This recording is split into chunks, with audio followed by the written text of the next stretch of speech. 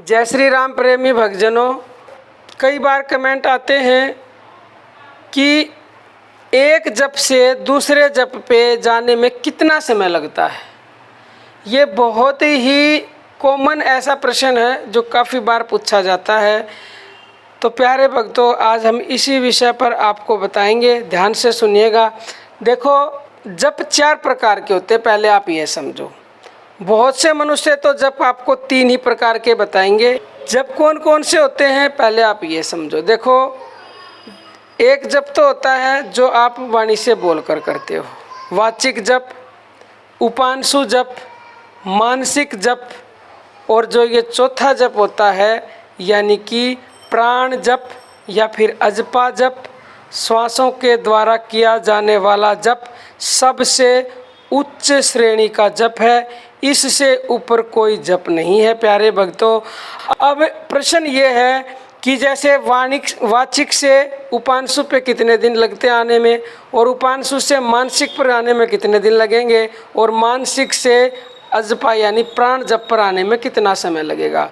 प्यारे भक्तों, देखो, कोई निर्धारित समय नहीं होता। वैसे ऐसा बोला जाता है कि 1-1.5 महीने का समय लगता है, लेकिन वो आपके ऊपर निर्भर है कि आप कितनी तेज़ी से अभ्यास करते हो, कितनी लगन से अभ्यास करते हो सकता है उससे कम समय में भी आप एक सीढ़ी से दूसरी सीढ़ी पर पहुंच जाओ। ये सीढ़ियाँ ही हैं प्यारे भक्तों, और हो सकता है 1-1.5 महीने से ज़्यादा भी लग जाए। अगर आप सही तरीके से ना ज़्यादा ना कम दिन में नाम जप करेंगे, 1-1.5 महीना लगेगा, आप दूसरे जप पे पहुंच जाओगे। और प्यारे भक्तों, पूर्ण विश्वास, श्रद्धा भाव से और निरंतरता से जप करें। आपको अपने आप अनुभव होगा। पानी से जप करते हो तो कुछ दिनों के बाद आपका मन करेगा नहीं वाणी से बोलने का, तो आप उपांशु पे आ जाओगे। और जब उपांशु को बोलने को नहीं करेगा तो आप मानसिक पे आ जाओगे। और जब मानसिक आपके अंदर लय हो जाएगा, यानी ये लय हो जाते हैं, तो आपका मन फिर उस जप से हट जाता है और अगले जप पर पहुंच जाता है।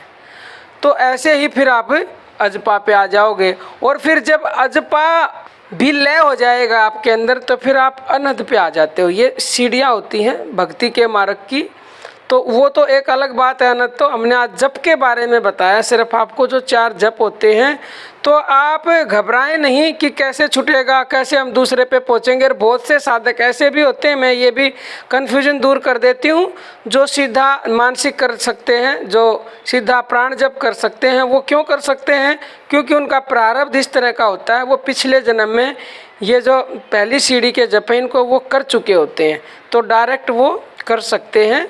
कहीं ऐसा कोई बहुत से कमेंट आते हैं कि हम डायरेक्ट कैसे करेंगे, अगला कर सकते हो अगर आप करना शुरू किया और आपको कोई प्रॉब्लम नहीं है। क्योंकि मानसिक जप में और जो प्राण जप होता है इसमें बहुत ज़्यादा एकाग्रता की ज़रूरत पड़ती है, इसलिए पहले वो जप करने पड़ते हैं।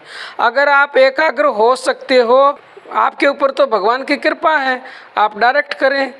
तो उम्मीद है आप समझ गए होंगे। और उसके बाद भी कोई प्रश्न हो तो कमेंट बॉक्स में कमेंट करके पूछ सकते हैं।